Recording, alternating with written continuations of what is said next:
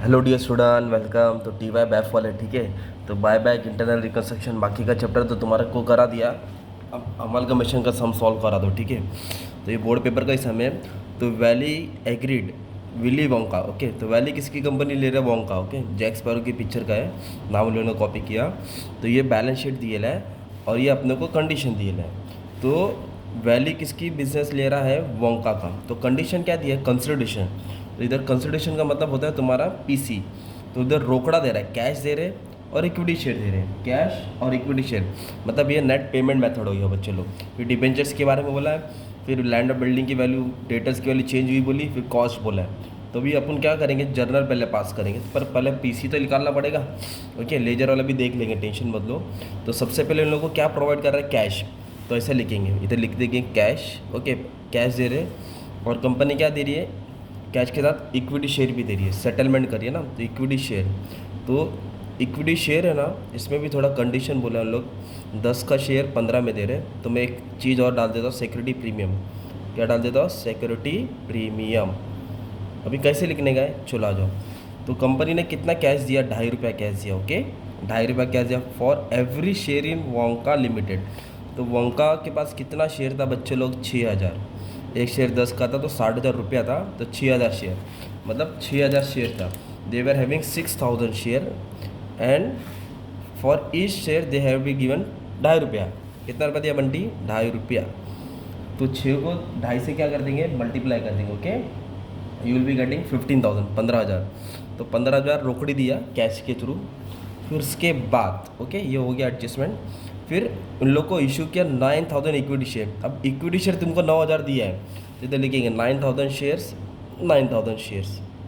But at what condition? ₹10 का share था, तो कभी भी शेयर कैपिटल में फेस वैल्यू लेने का। पर वो 10 का शेयर है ना, उन्होंने ₹15 का दिया। 10 का 15, ₹5 ज़्यादा, ₹5 को प्रीमियम बोलेंगे, तो ₹5 एक्स्ट्रा हो गया। तो ये हो गया 90, 9 ना, तो 90,000 और ये 45,000, ओके। ये कितना हो गया? 45।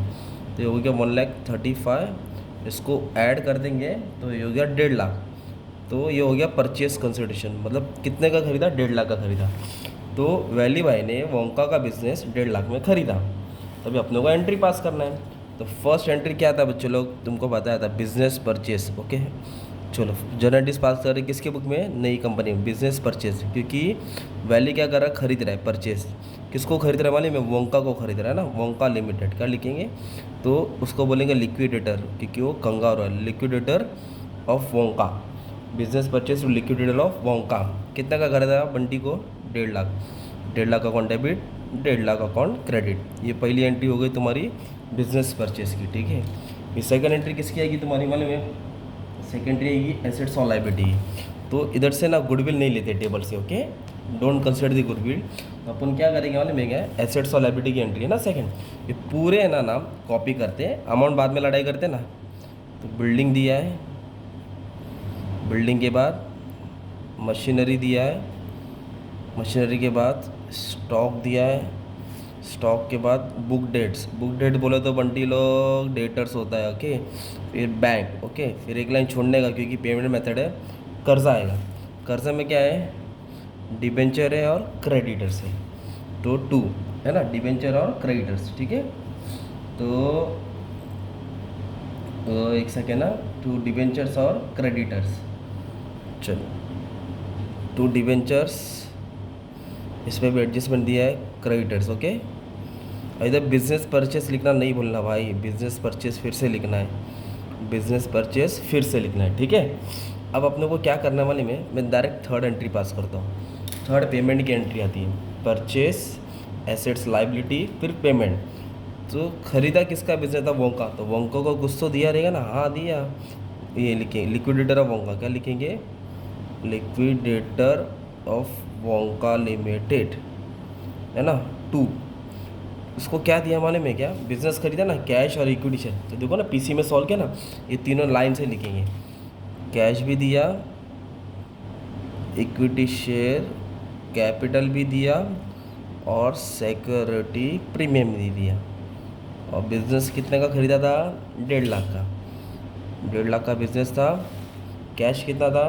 15,000।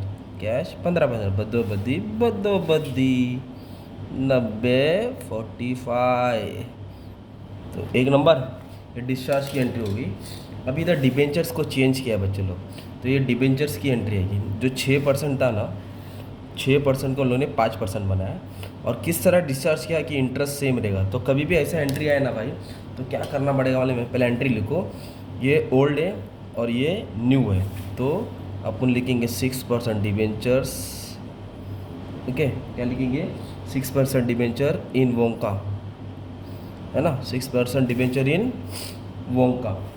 उसको क्या बना दिया, 5% डिबेंचर, क्या बना दिया, 5% डिबेंचर इन वैली, इन वैली। तो ये ओल्ड होता है, ये न्यू होता है। तो अभी अमाउंट कैसा आएगा, ये 10,000 है ना, तो इधर लिखेंगे 10,000। ओल्ड रेट 6 था और न्यू रेट 5 था। मतलब ना ये जो 6% ओल्ड है ना ऊपर डालने का और न्यू 5% नीचे डालने का। फिर इसको सॉल्व करेंगे ना तो आपको जो भी अमाउंट आएगा 12,000 आएगा, वो एंट्री आएगा तुम्हारा। Okay, simple. फिर लास्ट में बोला कॉस्ट ऑफ लिक्विडेशन, तो कॉस्ट बोले तो ऑफ वोंका लिमिटेड वॉज 500, मतलब अमलगमेशन में थोड़ा लिक्विडेशन का खर्चा हो गया बिजनेस का। तो खर्चा है तो टू बैंक, इधर आएगा गुडविल, क्या आएगा, गुडविल, क्योंकि वो उसका वर्थ चल रहा है, खर्चा किया ना उसने अपने लिए 500 रुपया, तो ये 500 न्यू कंपनी ने खर्चा किया।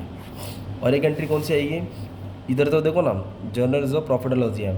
मान लो अगर एक्सपोर्ट प्रॉफिट रिजर्व दिया रहता, क्या दिया रहता, एक्सपोर्ट प्रॉफिट रिजर्व, तो अमलगमेशन एडजस्टमेंट अकाउंट वो एंट्री पास करते, क्या पास करते, अमलगमेशन, है ना, adjustment account to export profit reserve, export profit reserve.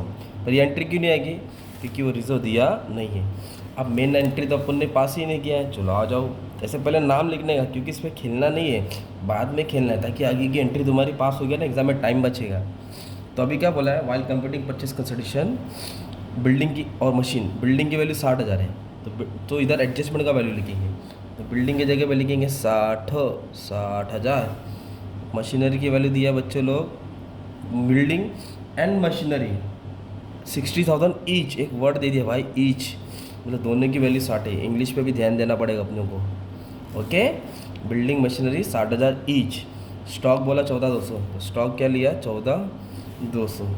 और बुक डेट्स पे 5% प्रोविजन है, तो बुक डेट्स 3600 है, तो इसके ऊपर 5% निकालेगा ना तो 180 आएगा। तो 180 माइनस करके डायरेक्ट इधर मान डालो, या फिर ये बुक डेट्स बोला डेटर्स इधर लिख लो। ओके, और उसका प्रोविज़न नीचे डाल दो, आप लोग क्या डाल दो, उसका प्रोविज़न नीचे डाल दो, आरडीडी। तो आरडीडी कितना है, 180, तो भी चलेगा। ये अमाउंट में से 180 माइनस करके नेट अमाउंट भी लिख सकते हैं, या फिर डेटर ऊपर लिखा, आरडीडी लाइबिलिटीज में डाल दिया तो भी चलेगा। तो इतना ही एसेट्स और लाइबिलिटी का दिया था। हाँ, डिबेंचर्स को चेंज करना पड़ेगा ना, 6 को 5% बनाया। डिबेंचर कितना था, 10,000, तो डिबेंचर था 10,000। ओके, डिबेंचर कितना था बच्चों लोग, 10,000, तो इंटू 6 ओल्ड रेट कितना था, 6 डिवाइड बाय 5, तो डिबेंचर आ जाएगा 12,000, डिबेंचर आ जाएगा 12,000। क्रेडिटर्स 2,000, चलो क्रेडिटर 2,000 लिख दिया। और बाद में बिजनेस परचेस क्या दिया है, बिजनेस परचेस 1.5 लाख था, तो बिजनेस परचेस कितना आएगा, 1.5 लाख, ठीक है। और क्या नहीं लिखा इधर, बैंक, तो बैंक कितना था, बैंक 5,600, तो बैंक में लिखा 5,600। इस तरह तुमने सब एंट्री डाल दिया। देखो, बिल्डिंग मशीनरी स्टॉक गिवन था, डेटर्स भी बताया था, बैंक डाल दिया, आरडीडी लिख दिया 2,000 12,000 ये। तो अभी इन दोनों को बैलेंस करेंगे, तो ये ज़्यादा आ रहा है, ये कितना हो रहा है मालूम है, 14 160 कितना 164 180, ये कम आ रहा है। तो जो भी बैलेंस आया मतलब क्या हो गया मालूम, तुम्हारा क्रेडिट ज़्यादा आया, तो जो भी बैलेंस आएगा वो डेबिट में आएगा। गुडविल अकाउंट करके लिखेंगे, क्या करके लिखेंगे, गुडविल अकाउंट बैलेंसिंग फिगर। तो ये चारों में से ये माइनस किया, तो ये ज़्यादा आ गया, तो जो भी बैलेंस है वो गुडविल में ट्रांसफर होगा। ओके, और डेबिट ज़्यादा रहता ना, तो टू कैपिटल रिजर्व होता है, क्या आता, टू कैपिटल रिजर्व। बिजनेस की वैल्यू कम थी, उसने ज़्यादा दिया। ओके, तो ये तुम्हारा कम सम था, अमलगमेशन ऑफ कंपनी, एकदम मस्त प्यारा भोला वाला एकदम भारी वाला सम तुम्हारे लिए सॉल्व करा दिया। अभी आपका काम है अच्छे से प्रैक्टिस कर लो, ध्यान देना। Thank you very much and all the best for exam. Ledger में नेक्स्ट वीडियो में अपलोड कर रहा हूँ, ठीक है, यही सम का।